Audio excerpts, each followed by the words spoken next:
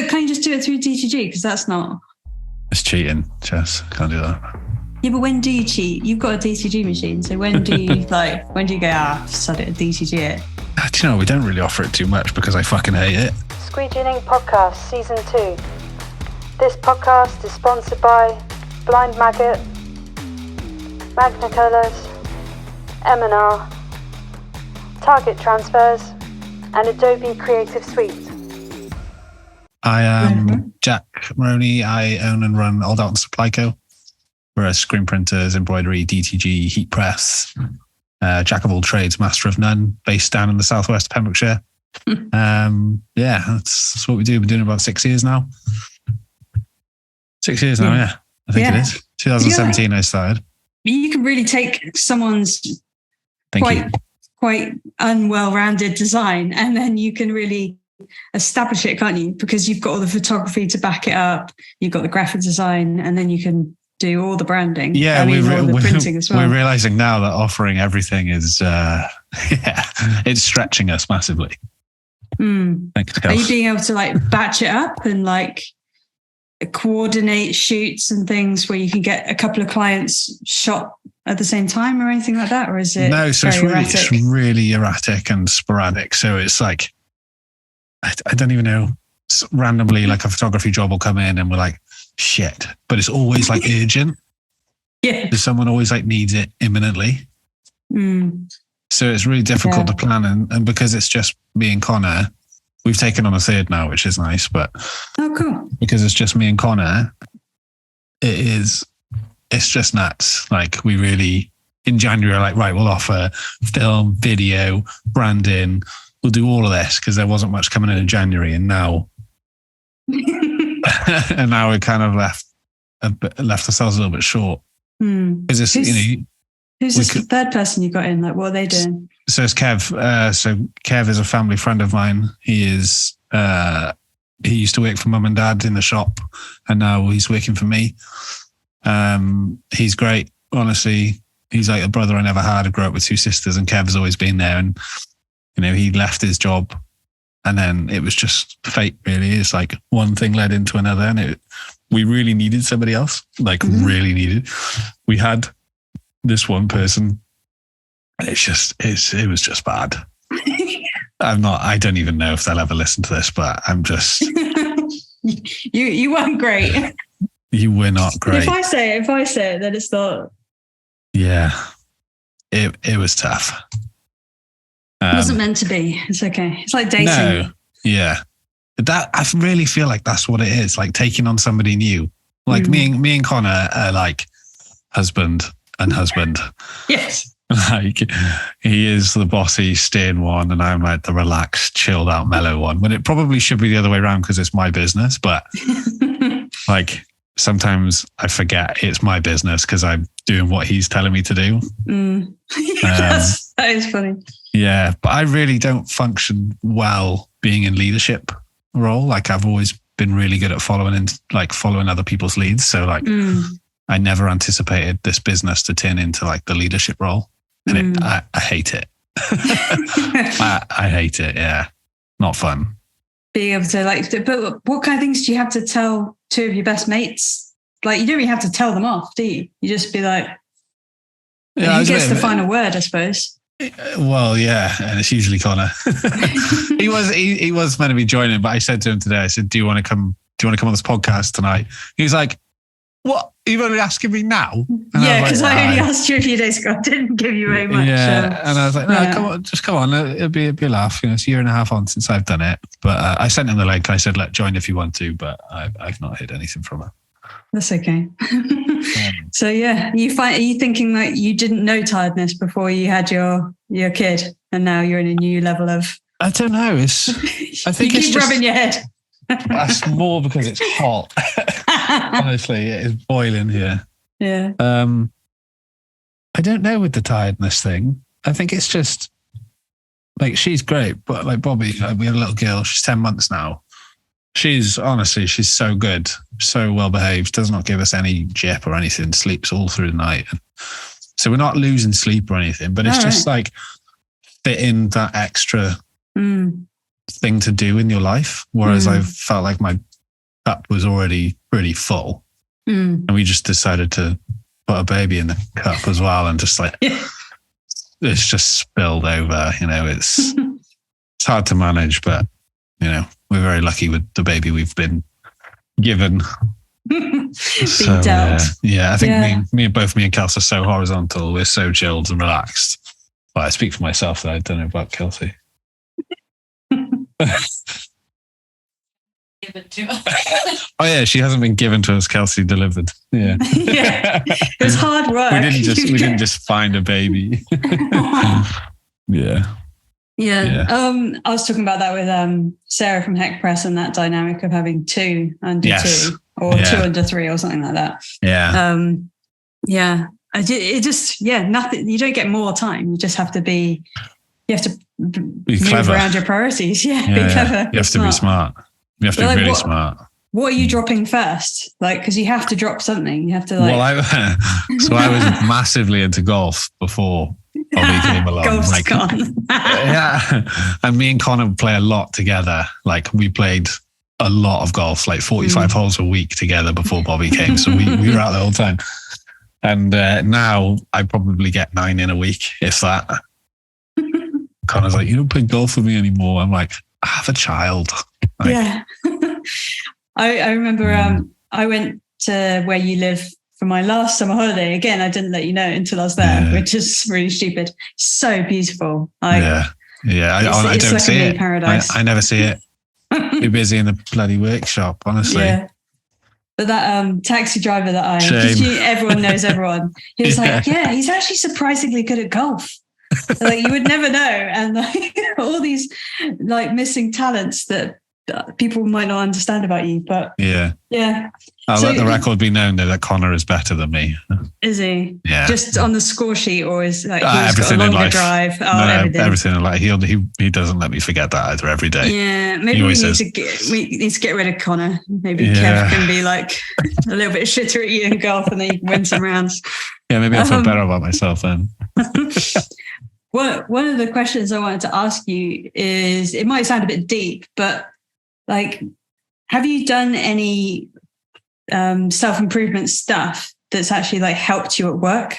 So do you know what? I have. Well, it's come up a lot at home with managing emotions and understanding them and making sure they're heard, and having gone through it, because I'm not very good at reading emotion at all. Right. And Connor's like a robot.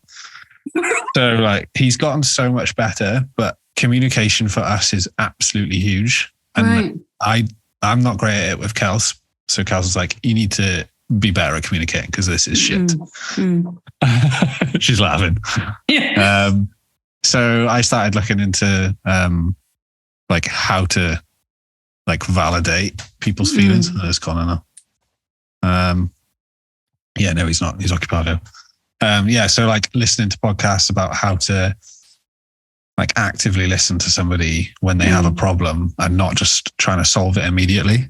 I didn't realize that looking into it at home between myself and Kelsey, that it would massively benefit my relationship with the guys in work as well. Yeah. It's strange that you asked that, because yes, I have had to do that, I've dropped my hours as well in work. So I'm only on Monday to Thursday. I have Fridays off to look after Bobby because Kelsey's in work. I feel like I'm way more productive. I don't know if Connor would say the same, but I feel I can get more done. I actually, last Thursday, I set up for a 5-color job, ready to print it on the Friday, left work, and I was like, okay, cool. And I was like, shit, I'm not in on Friday. I'm just taking up the entire press because Connor was meant to be printing. I had no idea. I just completely forgot. So I had to come in on a Friday and print, I think it was 200 shirts, 5-color black. Shit. But that's Bobby. Not too bad on an auto, but no, it's not too bad on auto with Bobby. But luckily, she sat there and she watched me for the first 20 minutes, and then the noise of the heavy metal kill switch engage and the machines go in, and she was just out like a light for 2 hours. And the dogs. You got all the dogs in there as well. Oh God, we've got another one now. I mean, why? Why do people do that? Well, it's not. I'm not stressed enough. I need. It's not. It's because Kev has Connor's brother. So Connor's dog, Boomy, Kev has his brother. So we've got Boomy, Dexter, Norman, Matilda, and Connor's partner, Jodie. She has her little bulldog, which is Kaya. So we've got 5 bull breeds at the unit sometimes.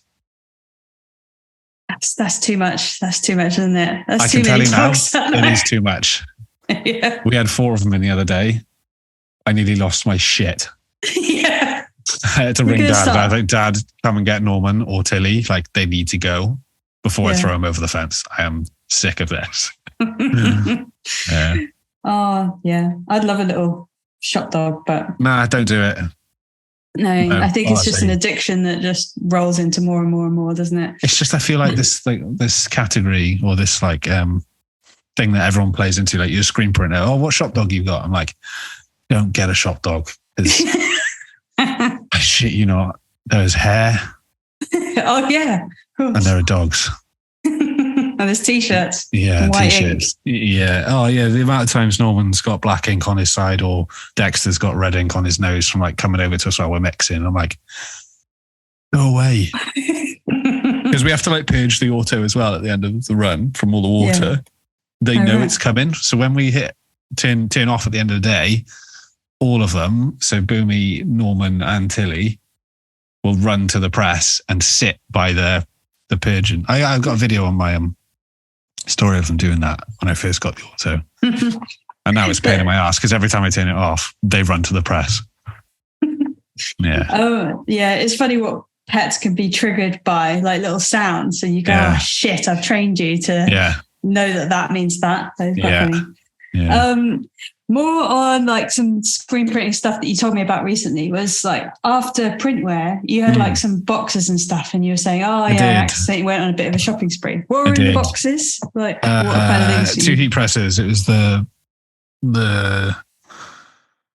Insta auto open 2 heated edges, the 360. The hat press. Yeah, the hat press and then the heat press. I can't remember what model it is. That's how shit I am. Has it got 2 plans, that one? No. Just I've got one of those hat presses in a box at the front. I need to open it. But I wouldn't bother. I fucking hate it.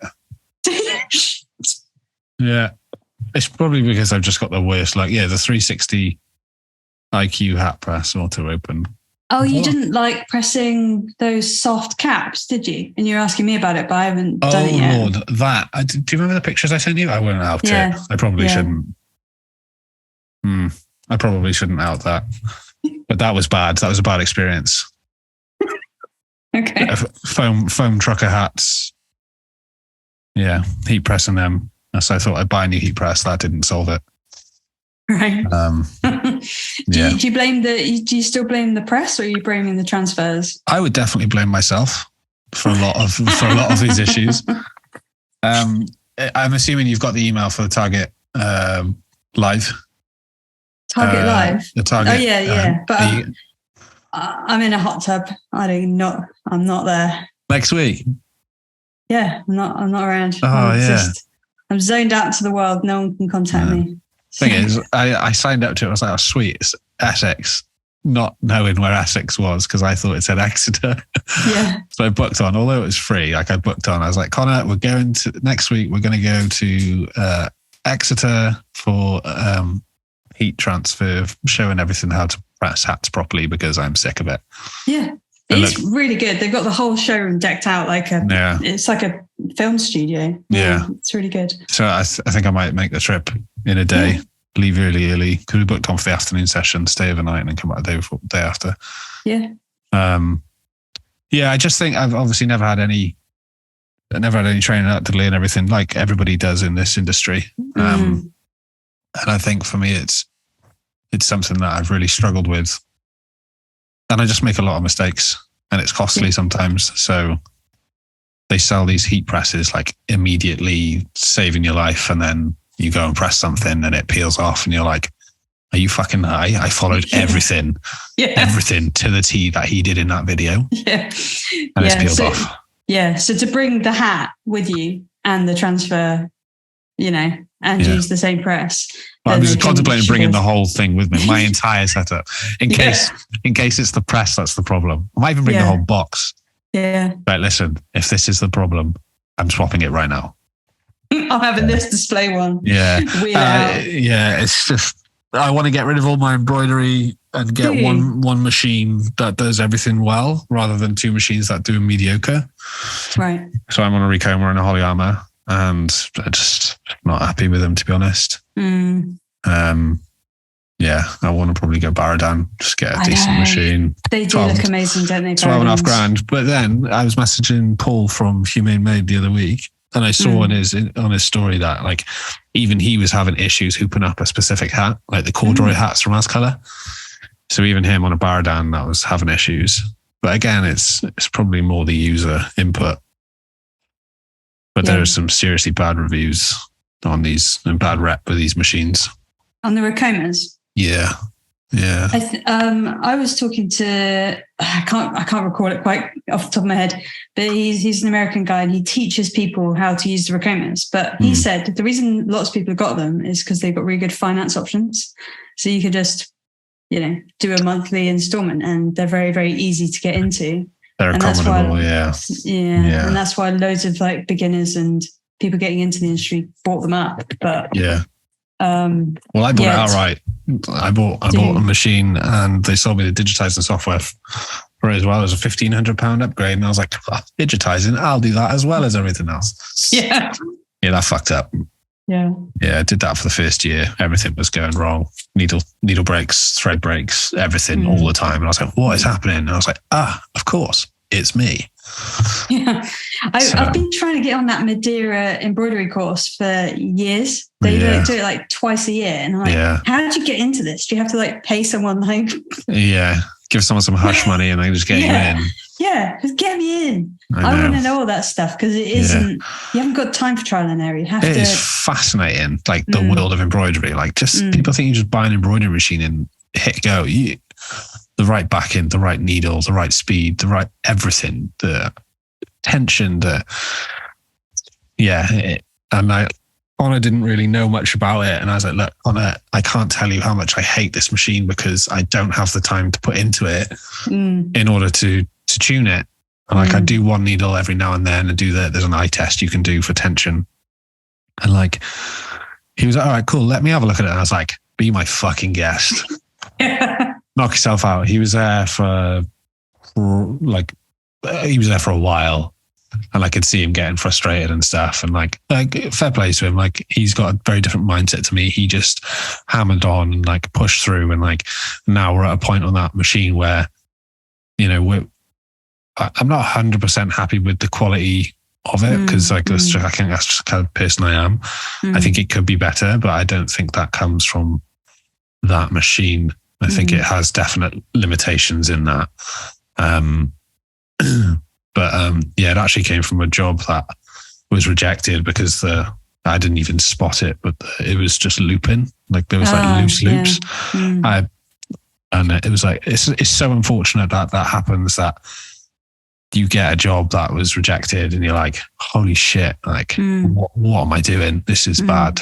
We need to look at this. And it was really upsetting because, we strive so hard to do really well at what we do. And then someone's like, guys, come on, what are you doing? And luckily he was a friend of ours, but it drew that attention to that specific area in our shop. And we were like, okay, cool.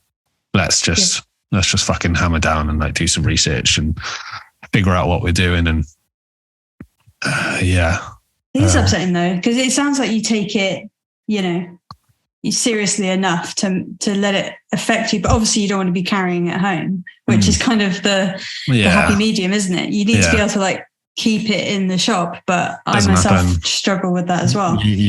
Of all people, like, that doesn't happen. And I'm quite an emotional person, and Connor will vouch for me when I say this, and I really do let stuff get to me. Like, if it's not good enough, I will beat myself up. And I'll just have the worst day if something's, I don't know. I think that comes with anything, running your own business and wanting everything to be right. And when it doesn't go right, it's not fun. Yeah. It's easy for stuff like, oh, just send them a different T-shirt or something. But it's not easy when it's like, oh, I made that. Because I put all my skill and effort that I've been learning for years into it, and then it hasn't come about. It is really tough. Yeah. And then it just depends if the person's cool or if they just like completely over exaggerate and blame you for everything. But unfortunately, we've been really good with. We've been really lucky, I would say, with the clientele that we have, because I feel like I can tend to sniff out the arseholes, you know. And if I see an email come in and it's like worded, however, I'd be like, "You're good, and pass." Thanks, we're too busy right now. But there's a guy locally who's just found us, and he had a bad experience with another local company, and he heard about us and wanted to come to us. And he came down for a visit. Really nice guy. Runs a local custom bike shop, a push bike shop. Moved down from Bath, Bristol. And we had this meeting with him, like Connor, fair play to him. He knows his codes, he knows his GSMs, he knows his shit. Like I felt like that was my role. Like Connor came in and just like blew it out of the water. He is so good at like knowing what to offer. And Matt, this guy, we had this conversation with him and showed him all this stuff. Like I gave him a free t-shirt to go away and try and wear it, see how he gets on with it. Like one of mine for the clothing. And he emailed us afterwards. One off my back. This one's all right. Yeah. I don't know. It's hot in there. And he emailed us afterwards and like, just wanted to say that I've been doing this a really long time, and that's the best experience I've ever had with any print shop. I can't thank you guys enough, and I'm really excited to start working with you. And it was nice. He put in, you know, he wanted Stanley Stella. He knew what he wanted. He knew exactly the route. He was happy to spend a bit more for quality. Like we showed him Continental, and I think he chose the EP18 Continental over the Sparker. I think that was right. Connor will probably slap me if I get that wrong, but you know, I should know my shit there. But yeah, you know, and he came down the other day, picked his thread colours for the tees because we wanted him to have a hand in that as well. So yeah, it was just nice. And that's how we like to work. Like most people would be like, get the fucking customer out of the shop. Let us do what we need to do. You know? But you're saying like work with, and he's saying work with. So it's like you're building something together, and you're trying to build the long-term relationships there. Yeah, absolutely. Yeah. Yeah, and he's great. And we've just got them. It's a really simple embroidery, like little left chest piece, but you know, and again, he's a perfectionist like we are. So I'm like shitting it, like, oh God, I need to make sure that this is fucking perfect. Yeah. No, I've seen your stuff around basically, if you go into any shop that sells shirts, you're going to see your brand in there. Like I saw it in like 3 different shops, I'm sure. I might. No. Yeah. I went into like a surf shop and I saw you had a whole wall of just your brand stuff. That's mum and dad's shop, see? Oh, is it? Oh, okay. Yeah, that's why. Yeah. I'm sure I saw it in a few shops or in the windows. There's definitely in a window somewhere else. Maybe it's like a display. Yeah, so that shop runs like the length of the building. So you would have seen it in the first window and then gone into the shop.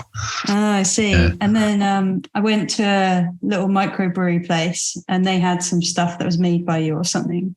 Yeah. Yeah. That's my boys. Yeah. So you're bedded in. Oh, so Tenby. We're everywhere in Tenby. And I think hopefully tomorrow will be like the start of a new relationship with the customer that I've wanted since day dot. And they're currently getting everything printed down in Cornwall. And they want to move it locally, and they finally come to us. So can you say who it is yet or not? I don't want to jinx it. If it comes in, it comes in. If it doesn't, it doesn't. What kind of industry are they in? Surf. We're Pembrokeshire, so it's the surf. You know, like I started this brand, and like I wanted to print for cool brands. Yeah. And like, although I wouldn't class them as a cool brand, I mean they are and they're not. They're reputable, and they know a lot of people. They've been around since the late 90s, so you know they've been doing it a long time. And the fact that they now want to come to me and print, brilliant, it is good. And my mum and dad have worked with them as well, like long time ago. So it's kind of coming a bit full circle now. Awesome. So Yeah. That's very exciting. That's good. I'm liking the introduction of drone shots with like your photography and stuff. Is that you or is that Connor? Like doing that kind of Which one? You just like a couple of times like you just throw in like a little. Yeah, we're proper shit on Instagram. We don't post on anything. But that aerial shot was from the studio out to the South Beach. Yeah, so that's Connor's drone. And I am currently in the process of building an FPV drone. Oh, cool. Yeah. I've got one, but it makes me feel so sick. I'm such a fucking lightweight. 7 or 8 hours, you'll be good. Yeah, I'm at 55 hours now in a simulator, so I don't get sick anymore. Get a simulator and it'll cure it completely. Okay, I trust you. I was like, how much have I spent on it? What are you flying? The DJI? Yeah. FPV? Yes. But I'm like, oh my God, what am I doing? It's horrible because I know that feeling. It is absolutely rank. It just makes you feel awful.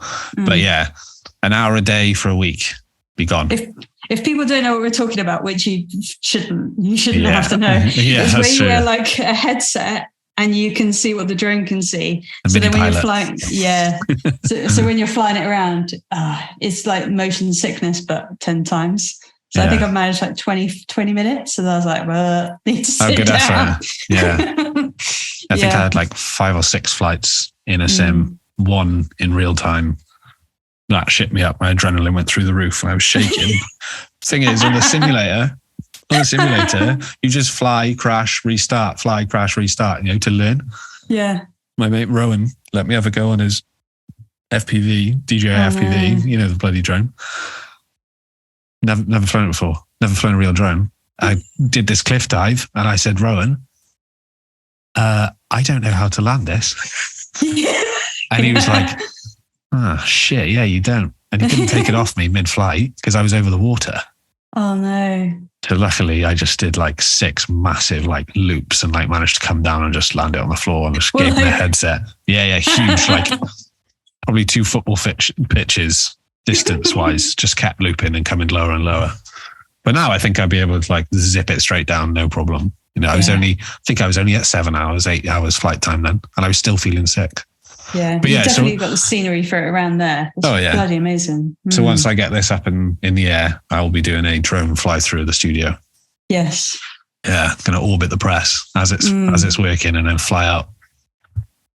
I know. I'm trying to justify. Like I couldn't justify it as a business expense. Like, I've justified lots of shit, but this wasn't one that I couldn't quite get through the accountant bookkeeper guy. Yeah. So, do you go write little notes for your accountant? You're like, that's my mum. Oh, you're a mum. Yeah, mum's my accountant. You can't get too past there. Yeah. You'd be surprised. She's a good egg. She, yeah. But it's all got to be obviously understandable.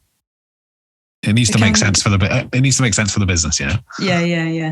I was like, do you reckon I could get an FPV drone on the business? She's like, I don't think so. And I was like, but we offer film and photography. There you go. Branding. Yeah. She was like, no. I'd sneak that one through. Sod that. Yeah, because you offer photography. It's fine. What other kind of things are you going to try and introduce to the studio? Is it mainly this just swapping out lesser equipment from higher end stuff, or like, are you looking at anything else? I have my eye on nothing right now, which is rare to be in this industry and not have your eye on anything to buy. What does your like reclaim bit look like? Because that's like the most big why did you part say of that? I business. do actually have my eye on the washout booth because mine's a reclaimed butcher sink. Oh, okay. Yeah. The stainless steel reclaimed butcher sink. I don't understand the washout booths and how people keep it so clean. Like it was a shocking sight in there. And Connor was getting a bit sick of it. So we just went in and like cleaned it all down. He's a good egg, Connor. Lucky I found him. But if it's not throwing up into the mesh, who gives a shit? Like, I don't care about the colour of it as long as there aren't any loose bits. Yeah, but it was like the bucket of spatulas because I've got too many spatulas, I don't need 85. You got 85 spatulas. I've got 6. I dread to think how many it would be if I counted how many spatulas I got. Because they came in packs of 20 from Dave Roper, right? So I think I've probably got 3 of them and a load of other spatulas I bought off a friend. Big stainless steel ones. They're like 12 That's too inch. many. Yeah. That's like allowing yourself to have more than like 4 cups in your house, because then the cups just get moldy in the corner.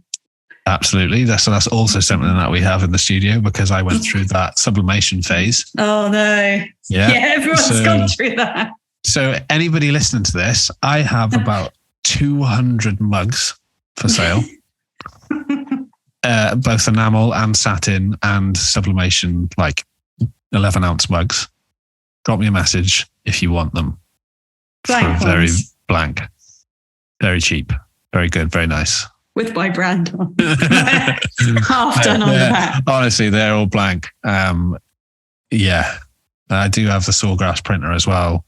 That's for sale, but I probably need to flush in. Yeah. Got an Oki toner, the white printer, that's for sale. That's just a massive paperweight right now.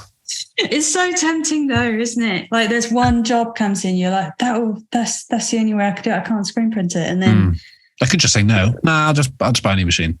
I know, but when you're new, you don't know to say no enough. You don't know what you don't know. Yeah. Yeah. Are there any things at the moment that like you're seeing other people do and you're just like, no, I know that's going to be a nightmare? Like you're not tapping into things that are popular with other people at the moment. I tend to stay off social media at the moment, like looking at other printers and stuff and embroidery, and because I struggle massively with the whole imposter stuff. So I tend not to look at what everyone else is doing. That's why we don't really post too much either, because what's the point? Because it's not going to be as good as anybody else's. So why does anybody need to see it? So that's where like the Old Eltons Clothing came in, because the mental health side of the clothing, you know, like so it's really hard, like trying to run a business and not want to post anything because you don't think it's good enough. Like who gives a shit about a bloody white print on a black shirt for the 40th fucking time? You know, like once you've seen one, you've seen them all. Do you think like printers have accidentally fallen into this trap of posting for other printers instead of their customers? Because and it's kind of like just comparing each other, like you said. Because who's got the biggest dick? Like I was going to bring that phrase up, but because you shouldn't really be showing mixing ink and that type of thing. It's interesting. It's behind the scenes, but does the surfer need to see that, or the brewery need to see that? They just need to see how they can sell it and how it's going to make more money for them in their context. So I feel like everyone needs to step away from the press behind the scenes now. I think it's a little bit oversaturated. Well, it's that content, isn't it? People are nosy fuckers. You know, they want to know what you're doing, even though they don't know what you're doing is. Even though, like, you know, like someone can see the dryer on your story and have no idea what that is, but they want to watch the whole 10-second clip. Like, it blows my mind. And the last month or so, I've definitely taken a step away from social media because it's just destroying my brain. But it comes like, I'm so fortunate to have the shop because the shop sells a lot of stuff. Yeah. So I don't really need to push the online. Yeah. So I always say to myself in my head, like, imagine if you actually put some time and effort into the clothing posts and reels. Imagine how good you'd be doing. You wouldn't be sat here twiddling your thumbs. But when in actual reality, I'm not sat twiddling my thumbs. I'm busting my ass for everyone else that's bringing in client work. You know? So why don't you want to focus more on the brand and less on the client work? Is it just... I do, but it scares the hell out of me. You know? It is very difficult. Like we're opening up the Blind Maggot shop in a few weeks. Amazing. So we don't really know what's going to happen, but hopefully that's going to make Like we literally don't have the client work now. So that was a horrible transition going through it, because you're literally going from turnover up here, down here. You're like, holy shit. And then you have to like start a whole new business to try and... I think that's the one biggest thing I struggle with is seeing it as a business, because the clothing side for me is almost like a release, you know? Yeah. So I can draw for 8 to 10 to 12 hours and that'll get me out of it. Put it on clothes. And then like my mum's been in retail for like 30 or 40 years now. She's been buying. And she'd be like, right, what's it going on? I'm like, t-shirt, probably. Put it on a t-shirt. She's like, you need to think about product. You need to think about what is going on. And I find the drive to make money doesn't really come naturally to me. I've lived quite a comfortable life with mum and dad busting their ass in the businesses, and I've never really felt like there's any risk of anything. Right. It's quite a weird outlook that I have, and it's really hard to like battle through daily. And also like seeing how well the clothing does is difficult, because it just doesn't make any sense to me. Like, why are people buying this? Like, I don't understand. Like, people listening to this like, what the fuck are you on about? Stop your fucking moaning. You should, I think people should go and see your stuff, because it's, you've built up a massive library and it's got a bit of a meaning to it as well, but it's not like in your face. No, I don't want it to be. It's not live, laugh, love on a t-shirt. It's quite subtle. Yeah.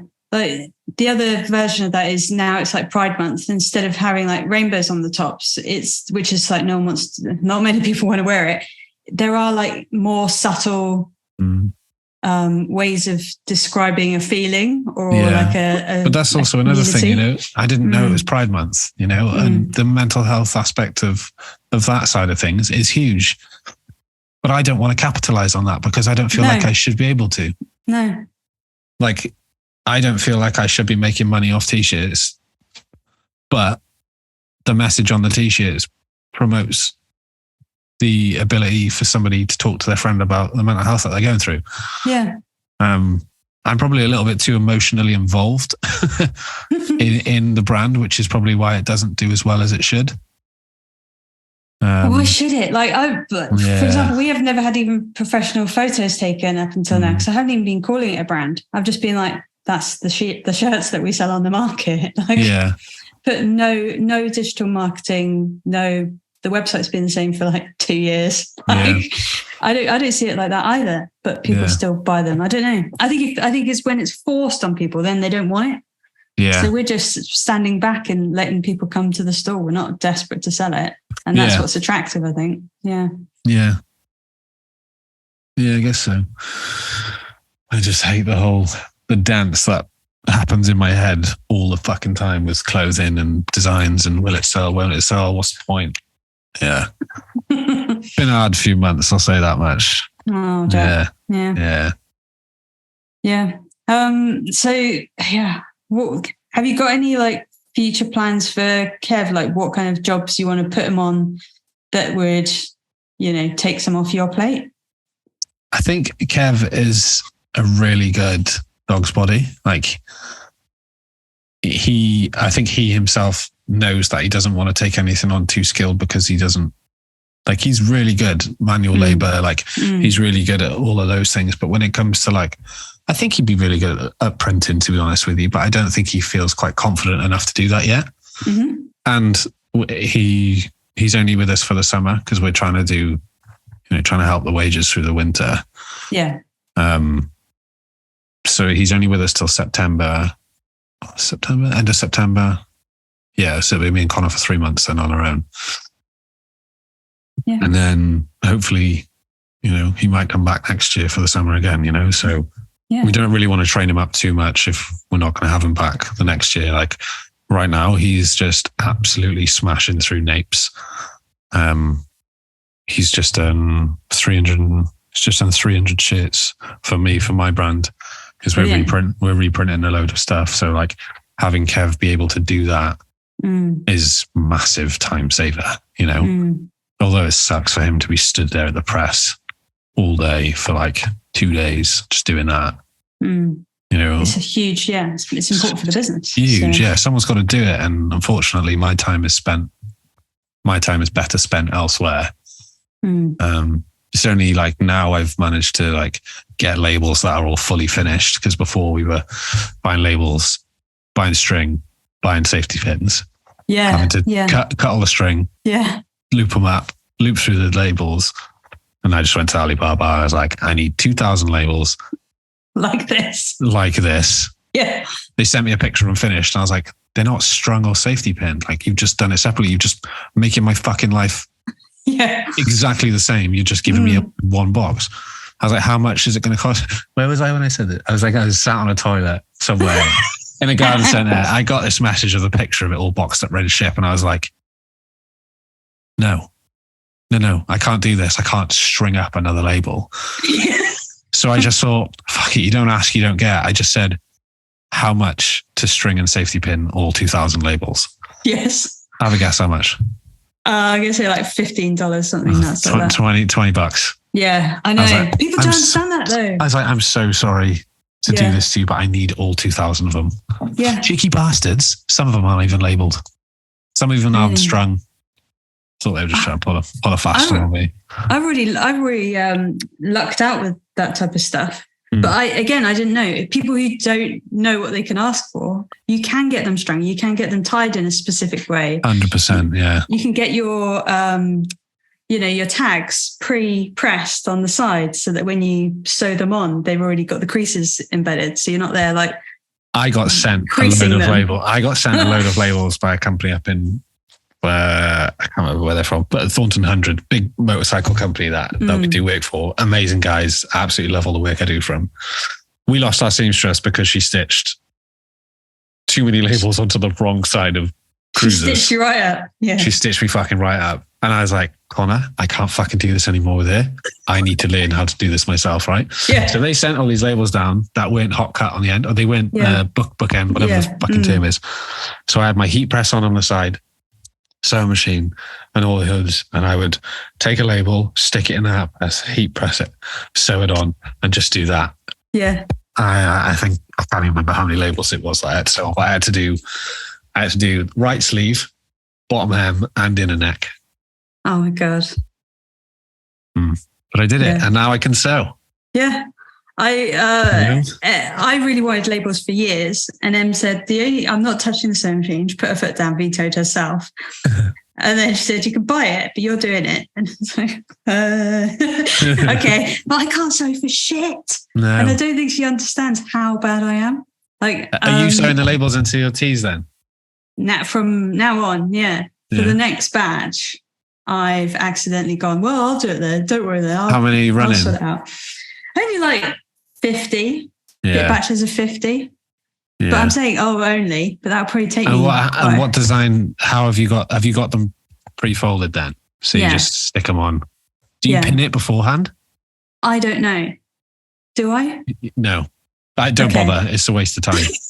Okay. Because Em did pin it, but I was like, that's a needle going over another needle. It doesn't make sense in my head, but I think it just skips it. But you're saying Kelsey sews as well, and she's like, pin it, because you'll get it in the right position. Yeah. So I pinned it, and I was like, this is shit. Why are you doing this? There's so much more time added to per shit. So I just like put it on, eyeball it. You're not unstitching and stitching. No. You're on Stanley. You Stanley Seller. Yeah. Straight over the top. Yeah. Just a straight single running stitch across the top. Yeah, it should be fine, shouldn't I? Yeah, it should be fine.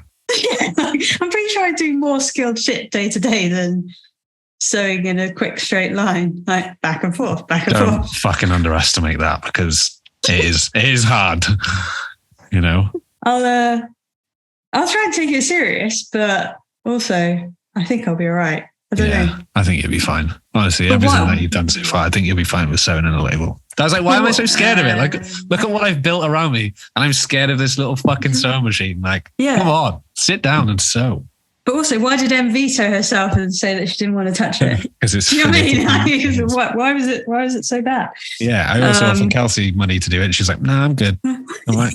why is it so hard to find a seamstress? I don't know. Or a seamster. And I was like, oh, makes sense now. Yeah. Okay. That's why you're seeing them on auction sites, or these Singer machines. Oh, in America, I'm in this Discord group with Americans, and I don't even contribute anymore because they don't fucking listen to me, but it doesn't matter. But I can still like watch the group and stuff. And they've just had Custom Ink, who's like an enormous company, shut down one of their locations. And then they're taking pictures of these auctions, and they're like fucking brilliant. There's a whole room of red chili flashes. Oh my God. A whole room, like hundreds and hundreds of them. So if you're in America and you can figure out shipping and stuff, there would be like no competition on these chilies. And then there's another room, and it's just full of like the most amount of squeegee handles that you've ever seen in your life. Like every color they've ever mixed has its own squeegee, so no one's cleaned them. It's just rooms and rooms. Oh my God.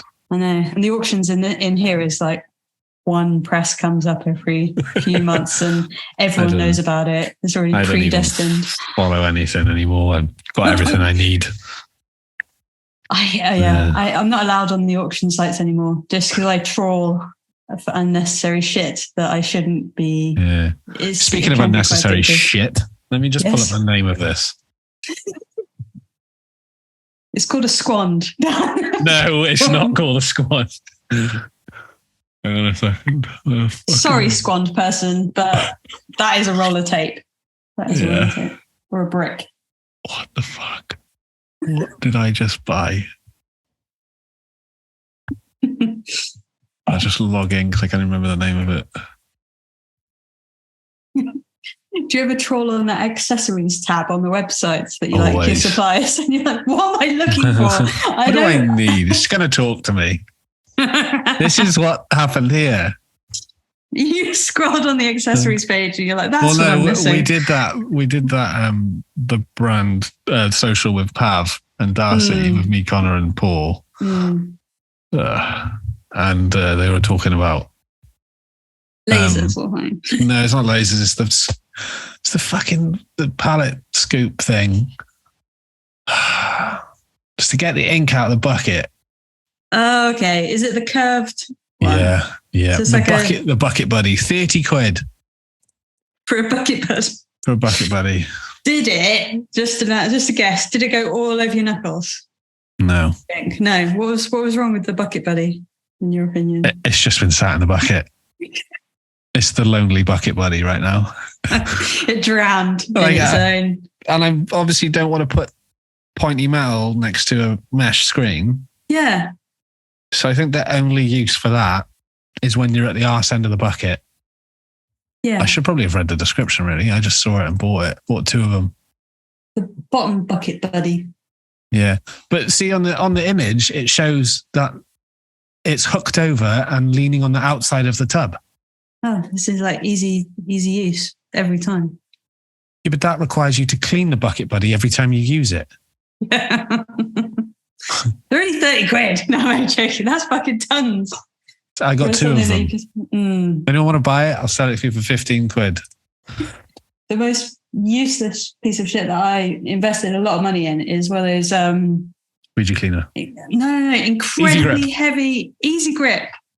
But it's not even the green one. The purple one. Not the flexible one. The Action Engineering one. The big fucker. Oh my God. I can't even hold it. Who is using this apart from like giants who like, I'm having to like do it like that. There's no chance. It's like holding books like outright in your hands, and like it's a torture technique. Yeah. Connor's trying to get me to buy the squeegee cleaner. I'm like, no, I'm not spending 800 quid on a squeegee cleaner. The little brushes that go around. Yeah. You'd have to be like cleaning a lot of squeegees to just. Yeah. I think. Yeah. We're just not at that level. I'm going to get off this website now. But if it came up at auction, I'd definitely get it. 200 quid, I'd buy it. Easy. Yeah.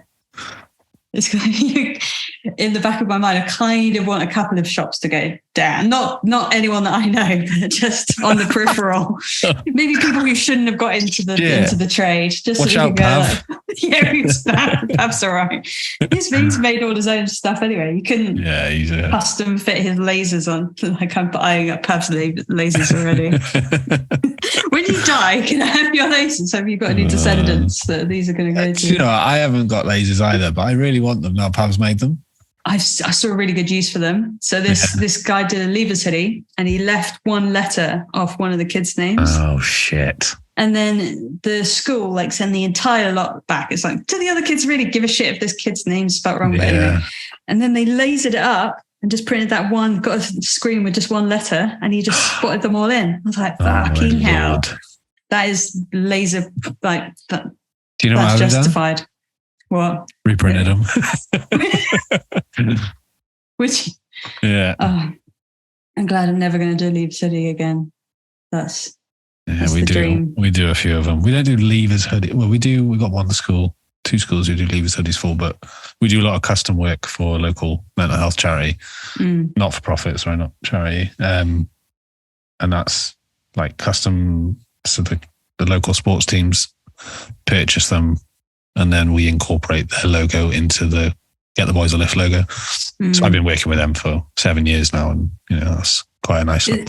Is it like everyone's name all on the back or something? No, they're not. They're not leavers. It's just like the name of the club. So like Haverfordwest Rugby Club or Tenby Rugby Club, and that logo is put into the Get the Boys a Lift logo, and then their club names underneath.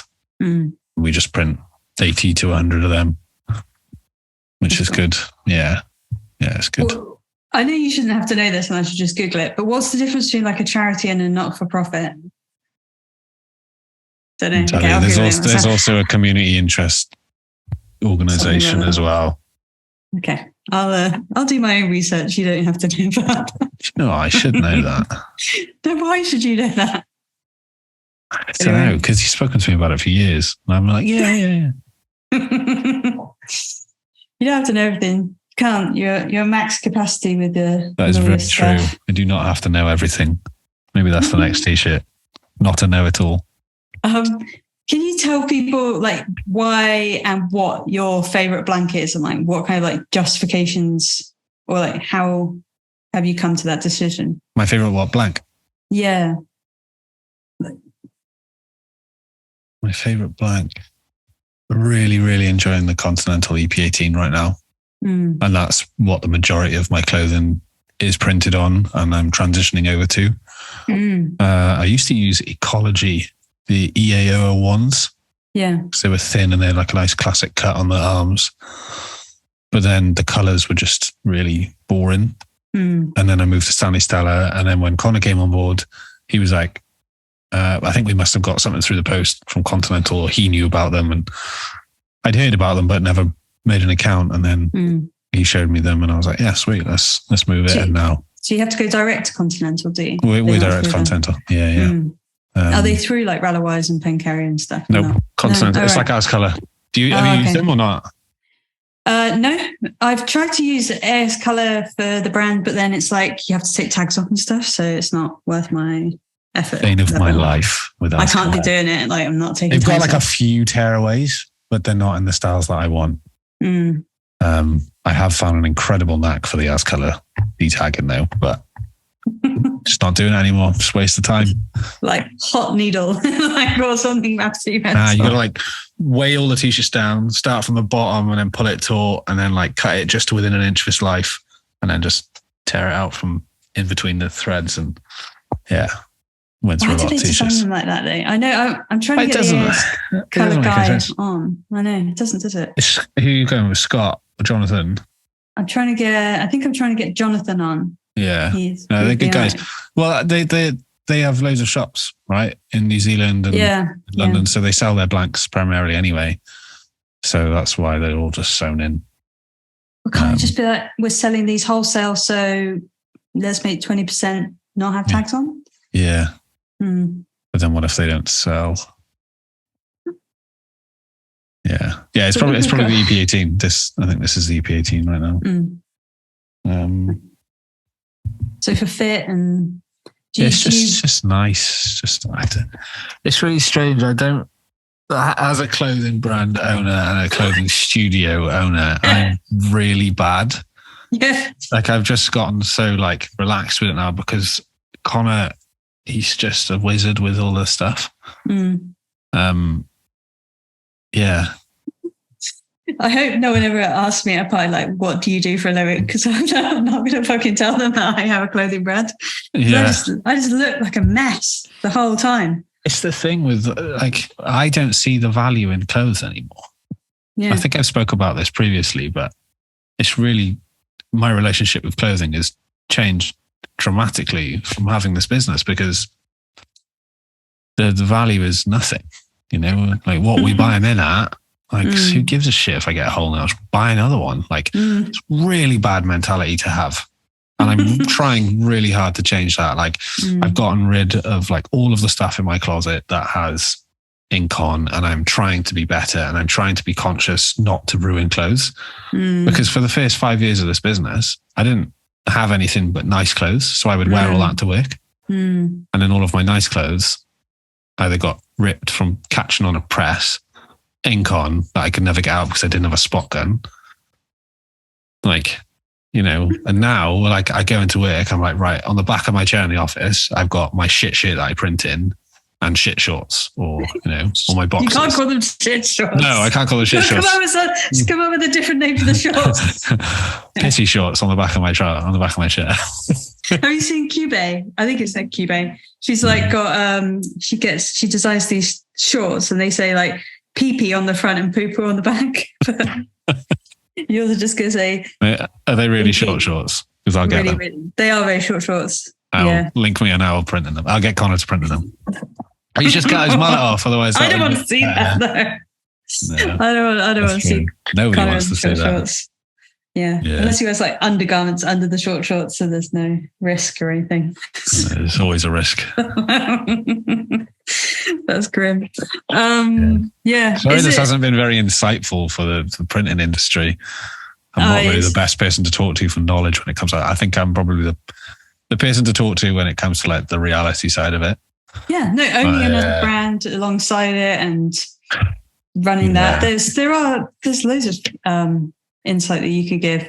There are different people. There's people who are, you know, they know all the technical stuff, and then there's people who are like you who are more focused on design and aesthetics and the look of things and the actual like feeling of people get when they own the shirt.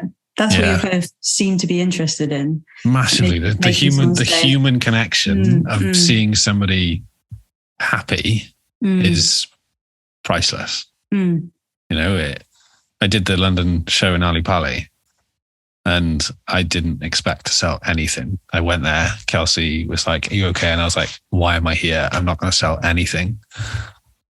On the Saturday, I took $1,000. I've never done that before. And like that for me was the first time that I've sold my clothing front facing, because everything's done through the shop. So I never see anybody's reaction when they buy stuff. And like mum's always telling me, "Oh, we had this lovely couple in the shop today, picked up a load of your stuff. They were so nice and they really related to the brand, the product." And I was like, cool. And like without having that interaction, it means fuck all to me. Like, and like I don't see any return online. I don't see anybody, like I get like the odd random tags online and stuff, but you know, if they go on my Instagram and they see I'm not active, what's the point in them like tagging? But like seeing people in person, like pick up a t-shirt, like I just did one, it comes in waves. So my buddy Max, his mum was taken from us like almost a year ago now. And we teamed up with his favorite tattooist and did a design that comes in waves. And it is fucking beautiful. It is the nicest, best thing I've ever printed. Like the feel, like screen print, like usually has that super thick feel. Like I feel like so far in my printing career, that is my most favorite thing I've ever printed. Brilliant. And it's selling really well. And people are really relating to it because it does come in waves. Yeah. It's the theatre masks in the crying heart style. Yeah, maybe just getting out in front of the public again. Aren't you sponsoring that? Yeah, Great Western. Yeah. they said, oh, do you want to come? And we're like, yes, half and half. And then I think I think they never invoiced us or something. And then we kind of found that the shop was coming, and then we just got a bit like, I can't do everything. Yeah. Like, how are you involved with them? And like, are you going to be like having a booth there and stuff? Yeah. So we've got a massive 3x3 at the front entrance where the big footfall will be. Connor's also coming with me, so he'll have his brand 1212 next to us as well. But so Old Eltons Clothing will be there as the clothing brand, but then the whole entire event is sponsored by the print studio. So brilliant. I'm hoping 100 tattooists. Yeah, I might get 4 clients. You know, so definitely. Yeah, it's who knows. And I did apply for a few others. I left it too late for Boardmasters. What's the other one? Yeah, I think quite a few of them are like organised by the same people. So like Boardmasters and the one I did, and I've completely gone blank. NAS. Yeah, they organised the same thing. NAS is fine, but everyone had a bad year the year I went. So I'm like, okay. But we've had some really good events. But with the tattoo studios, Vino Sangre is all over Brighton. Like you're just walking around and you can see his boxes under the booths. But it could just be like, I'm recognizing that logo on the box, but maybe that's an important thing for tattooists because they need a really nice, fat, sturdy box that they can bring to the conventions with their merch in. Yeah. So that's a really good upsell technique for the tattooists, I think. Yeah. Because they've been let down that kind of industry by some of the big boys recently. So they're looking around. They've been displaced. Yeah, I went to the Ali Pali and I saw some, like I did the whole loop. I don't know how many artists were there in the end, but I did the loop and like the 3 people I wanted to speak to, 2 of which used Vino. And I was like, look, I'm not here to poach. Yeah. Stay with Vino, good bunch of guys. I'm not here like, you know, what you're doing is sick. That's why I was attracted to what your brand and branding is. You know, I would love to print for you, but obviously Vino, you stay with. Yeah. Yeah. It was really weird. Like I didn't really know how to go up to somebody and go, can I print for you? It's a really weird feeling. Because you're not trying to say I can do better. You're like, I could. Yeah, I would like to have the opportunity to try and print for you, you know? Yeah, well, I didn't see anything wrong with that. I think it's cool. We had people coming up to us saying, can we print for you? And I was like, no, I actually print this myself. Because we were selling the shirts, not the services. So who's designing for you? Are you doing that? Or are you outsourcing that? Em's doing a chunk of them when she can, and she'll repurpose the designs and reconfigure them and do the compositions and that type of thing, but we are outsourcing quite a lot of them. Yeah. We haven't really our last designer did such a good job that we made it into like 4 different designs, and we were just testing it on the market and they all sold. Like one of each size, and then people were like, oh, how do I get this? So we're like, fucking hell, okay, that artist resonated quite a lot, so we'll definitely go in again and get that person to do it. So it's tough. We get so many people like following you on the brand, and we like fire emojis every time you post. I'm like, fuck me, Jesus. And you go on it and it's the exact same layout as the other person who's done it before, and it's such a hard industry to be in. For design, for like unique design or what? For unique design, yeah. You know, because obviously the tattoo industry, the design in, like you've got, unfortunately at the top, you've got Hobo Jack, just rinse and repeat. They've gone a bit weird though, haven't they? They've gone like to like a very DTG full colour cartoon style. Yeah. And what were they doing the year before last? Tattoo. Everything tattoo. Yeah. And now, nothing. Yeah. But even Sarah Headcrest has got some of their tattoo. There's some of their screen printing dryers and kit. I think they've stopped screen print, and I think they've just gone direct. They've probably gone corner, haven't they? Yeah. It's odd because they really did fit out with all the screen print stuff. I've tried to get them on loads of times, but I can't get through to them. Yeah. Doesn't matter. Yeah. It's always been one in the back of my mind that like not being the hobo jack of the industry, like following a trend and then completely changing your morals to try and make money. Like, I get it, make ends meet at all, like massively. I get you have to do what you have to do, but like there comes a point of like selling your soul in order to make a buck. And I don't feel like that's the way to do it. I'd rather have no money than do it that way. I definitely think you've come at it in a really good way. You've come at it from a cause, you've added design on it, then you've added a trade where you've got like a skilled trade. Yeah. So what's better than that? Yeah. Yeah, I guess when you say it like that, it is. It's like the people who should be proudest of themselves or have imposter syndrome. It's just so frustrating for other people to see. Yeah, I know. It's just something that people just don't understand. It's yeah, it's fucking hard work being in this old head of mine. Some days I'll have moments where I'm like, fuck, I'm good at this. Like, holy shit. I was drawing something for a client the other week and I was like, what? I'm fucking amazing. And then that just next day depleted, absolute rock bottom, tears and everything. Like, why am I doing it? It just makes no sense. Yeah. I like your gamer chair. That's the one Em's got over there. Do you have? That's not the Omega. No. This is like a Diablo or something off Amazon. Yeah, it keeps blurring up. I can't see. Oh no, it's better than that. Sorry. Yeah, this is. It's like, why have these things got a footrest? Like, mine's got a very elaborate footrest system. I tell you now, World of Warcraft. That's why. Is it? Oh, okay. Yeah, so you can sit back.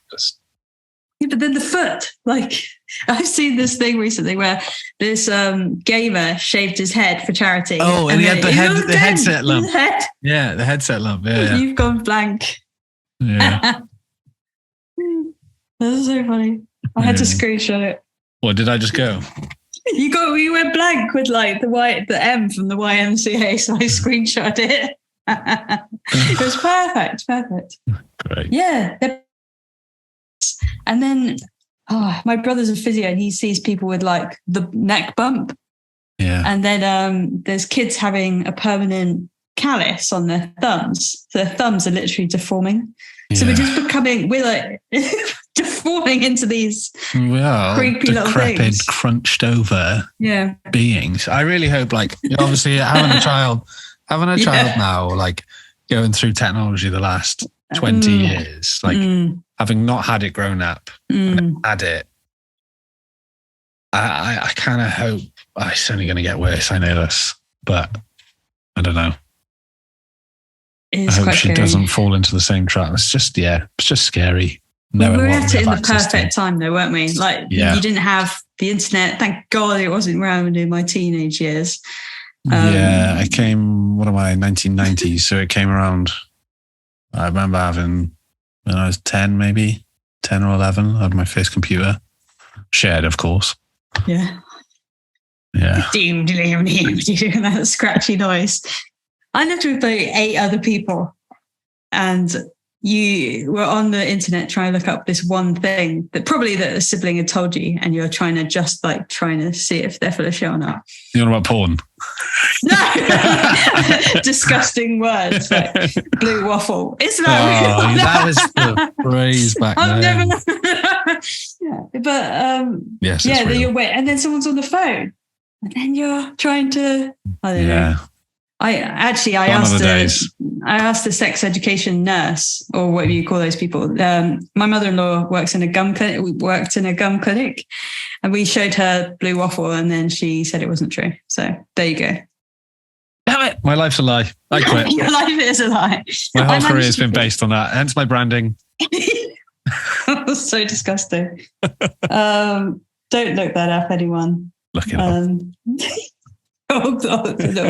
Deformed thumbs quickly typing it into your phones. Oh God. Oh my God. I told everyone what the definition of cliche printing was the other week. You should look that one up. Cliche printing? Like what the word means? Like do you know they say the definition of cliche is, and then it's, how are you spelling it? G-clay? Cliche? G-clay? G-I-C-L-E-E. it's like poster printing. It's like fine art poster printing. As in like the paper? Yeah. We're talking about proper printing stuff. Yeah. But the word in French is just a bit naughty. So I don't want to bring it up again. You look at it. Just spell it again. Glycine. Yeah, basically. I think it's Giclee. Yeah. Yeah. You look out the definition for it because it's a French word and people just use it in English just to sound fancy so they can sell posters for a lot of money.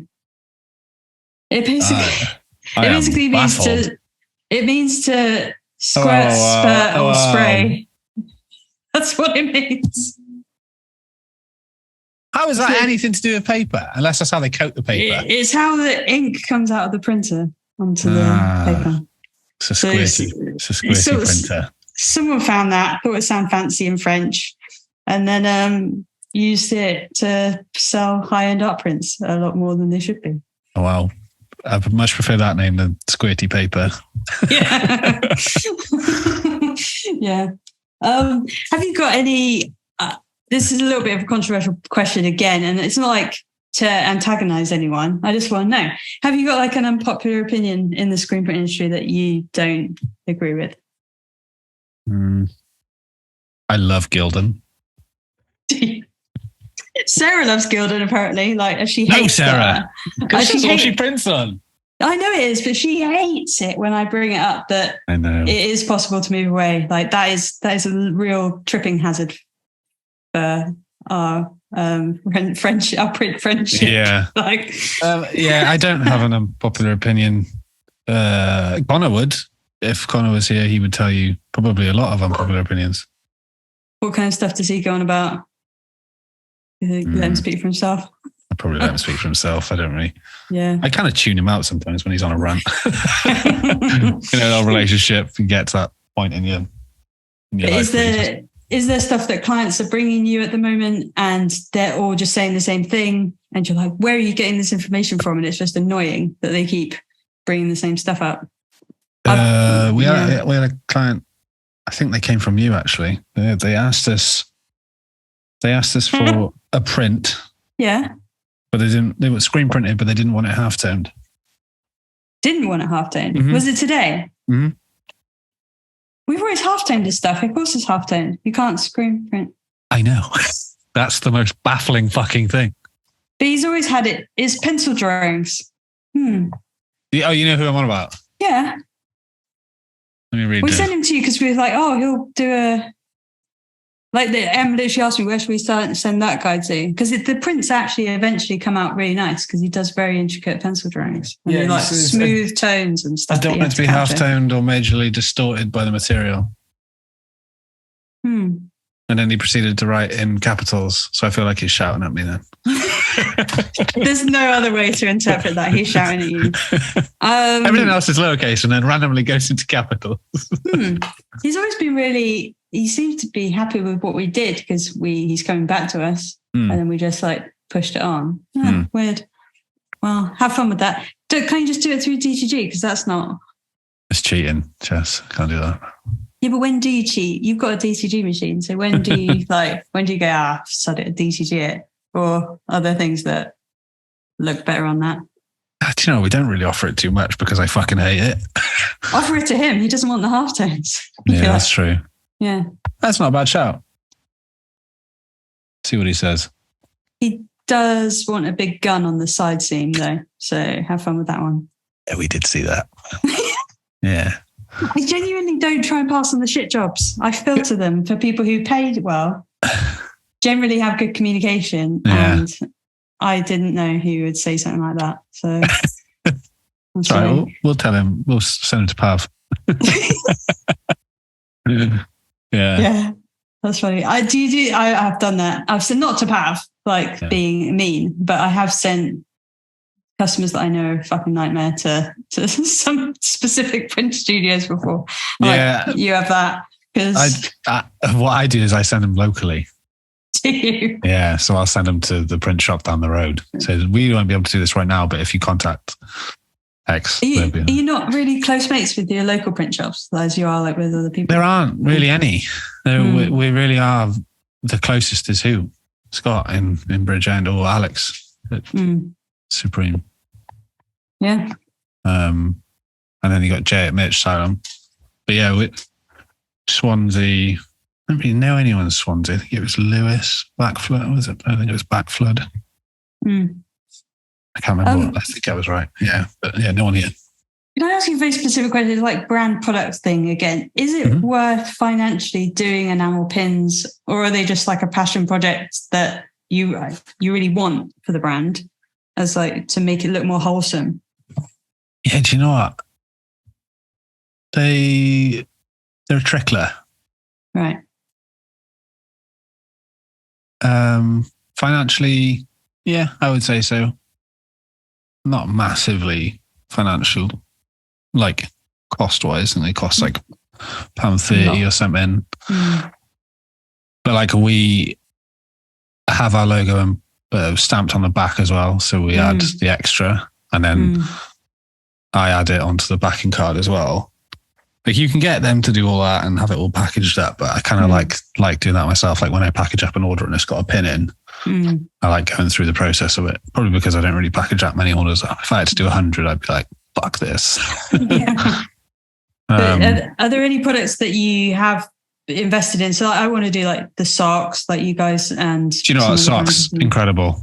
Really? Yeah, they've done really well. And that is one thing I'm needing to do right now is to get another pair on the range. Black pair, I think could go with next. Because I did 2 designs and I packaged them. I think it cost me maybe shy of £5. I got 400 pairs. Wow. And they just trickle out. Air fresheners we've just done as well. We sell quite a few of them because we're in the CFE. Yeah, we're in the CFE area industry.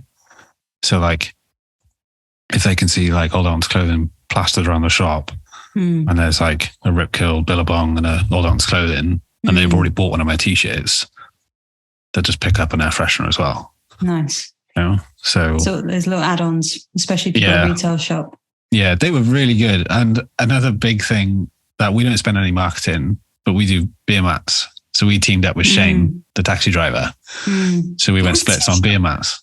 So he's on one half and I'm on the other. So yeah. So beer mats were huge for us. And pubs have to pay for beer mats. So if you're willing to spend 200, 300 quid on 10,000 beer mats. Yeah. Do you know when you're rifling through all your marketing stuff and then it might come up as a beer mat and then you just forget it again, but it has so much value. Like you're just there having a pint, and I just tend to rip them up unless they're really cool and then they go on a pinboard. Yeah. But I hadn't thought of this double-sided thing.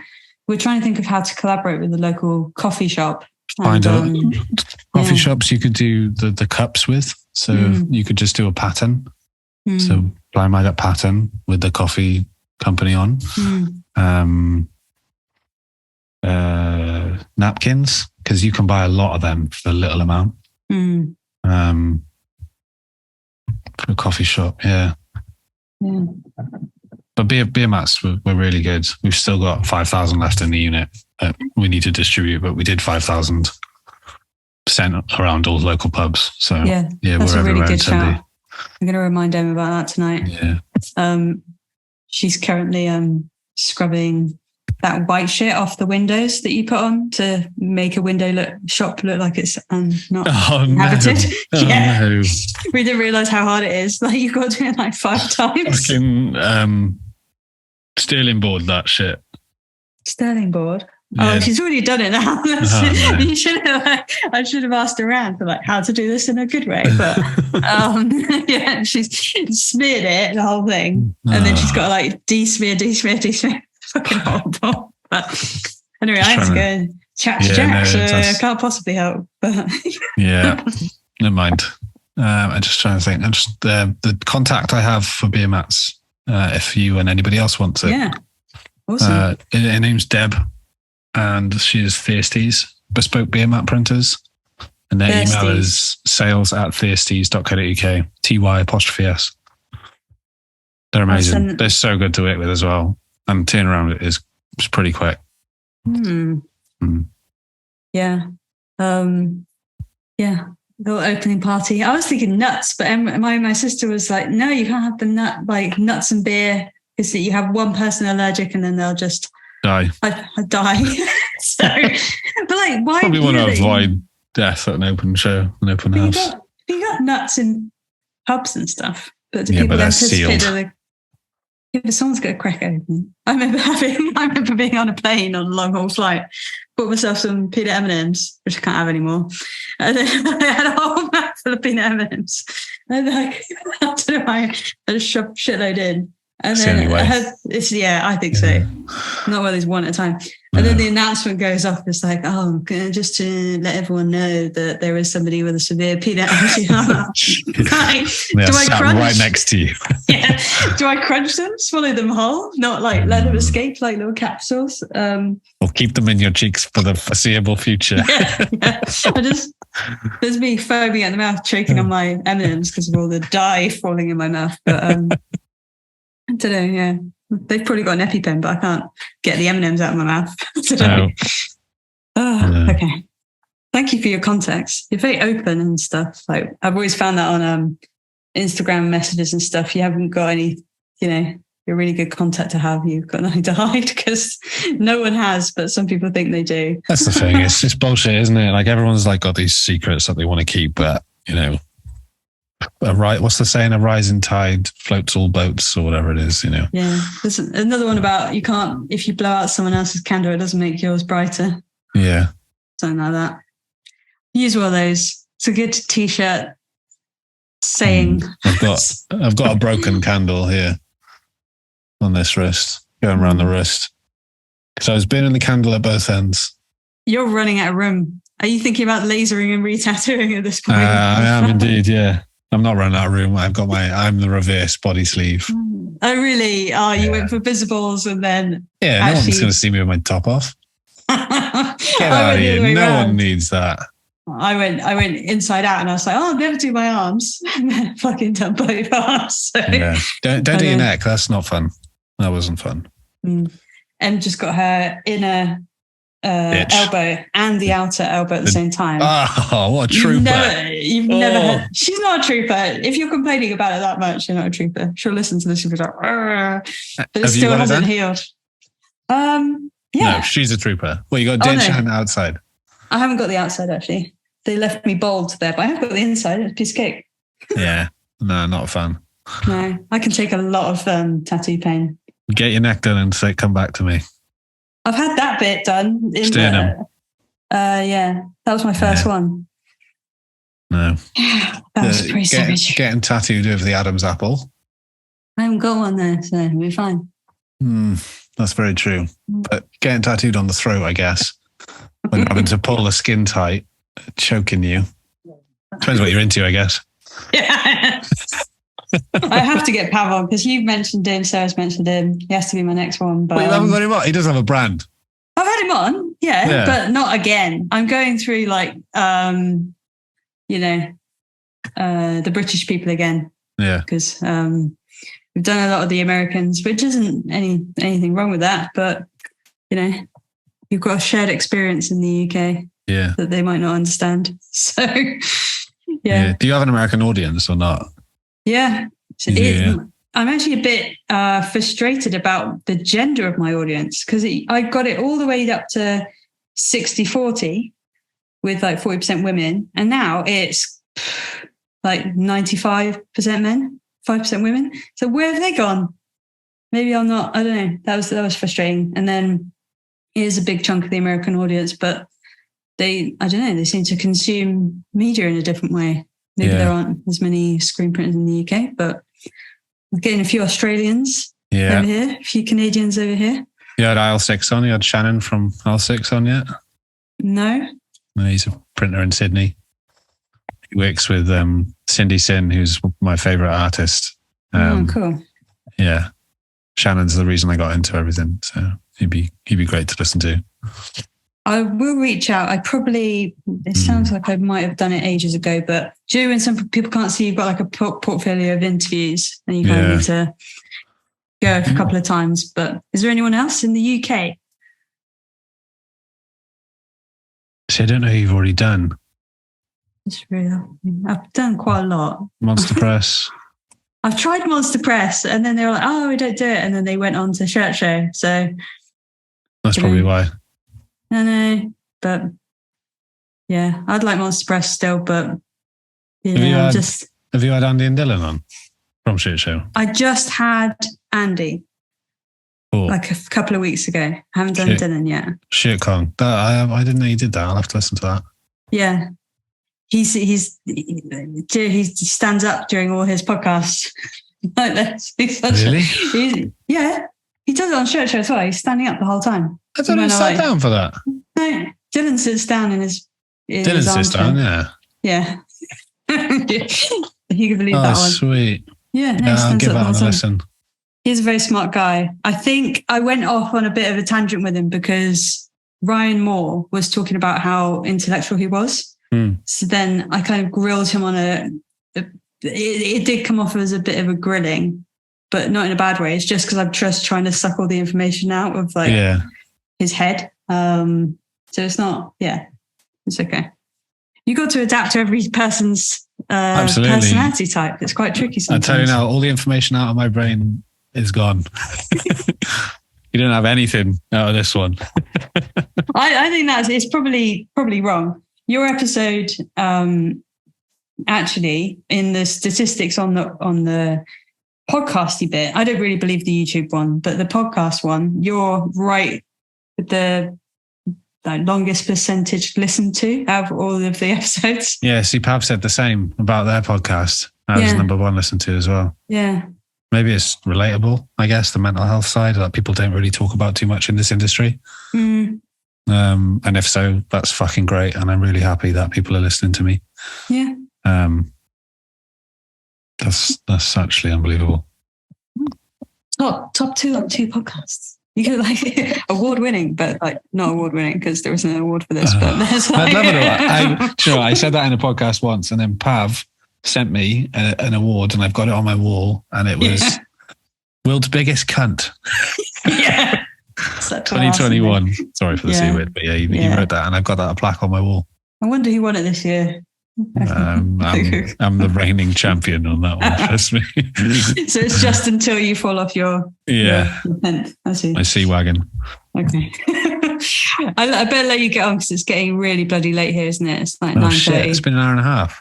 Yeah, sorry. Trim a lot of the fat on that. I've got to go back to the shop and get some scrubbing. Yeah. Well, hopefully it won't be another year and a half. Where will that take us to? 2024, December 2024. Yeah, we won't be printing by then. That'll just be like robots and shit. So that's very true. Yeah. We'll just have our head in like vases. Like Futurama. Sorry, yeah, like Futurama. Yeah. Okay. When's the shop opening? I think it's the 1st or 2nd of July. My birthday is the 1st. That's a good day to do it on. Let's do it on that. Yeah. I'll try not to kill anyone with the peanuts. I'm going to come up with something else, pretzels or... This is my finger food. I'm not very chefy. So. No, same. We're not. It's just not what we're meant to do. Crisps. We're people persons. Yeah. We're the connectors. Let the other people do the work. Yeah. I have got a nice range of beer though. Okay. Anyway. Yeah. Cool. Enjoy your holiday. Thank you very much. Thanks for taking some time. Well, thank you for taking the time. Yeah. It's okay. Last minute. Sorry about that. I'll give Connor more. Maybe I could do him on his own because you said he's a bit of a talker. Yeah, do it. Yeah, he's a good egg. He's got a lot of information in his brain as well. Cool. Yeah, definitely good. To be his own. Get his brand on 12/12. Do it. Yeah, that's a good idea. Awesome. Thank you so much. Thanks. Enjoy your holiday. See you soon. Cheers. Bye. Bye.